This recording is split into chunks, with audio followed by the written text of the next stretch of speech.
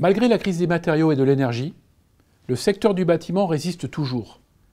Les carnets de commandes restent garnis et l'année 2022 semble globalement faite. Enfin, les besoins à moyen long terme s'avèrent porteurs pour le bâtiment. Dans l'immédiat, la situation se révèle contrastée en termes d'activité. Si le logement neuf se fragilise toujours, le non résidentiel trouve un nouvel élan. L'amélioration entretien, quant à lui, poursuit sa dynamique.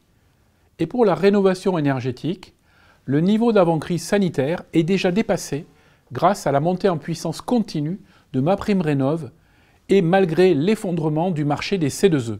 Nos prévisions pour cette année sont donc de plus de 3,8% d'activité et environ 15 000 postes créés. Sur le champ de la crise des matériaux, malheureusement, de nouvelles tensions s'annoncent avec l'hystérie sur les marchés du gaz et de l'électricité, ce qui a pour effet direct de grignoter les trésoreries des entreprises. C'est pourquoi les assises du BTP doivent permettre de répondre à cette situation délicate en faisant notamment appel à la solidarité de la filière et à la solidarité nationale.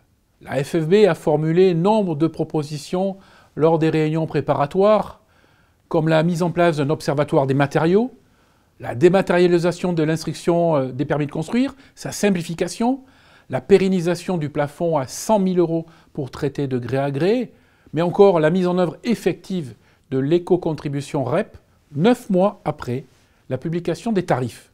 En tout état de cause, nous demandons avec force que cette première réunion des assises du BTP soit considérée comme une nouvelle étape vers la constitution d'un véritable Conseil national de la construction.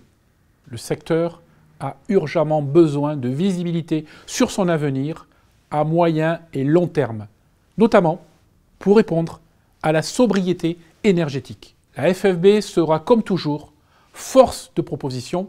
Soyons ambitieux.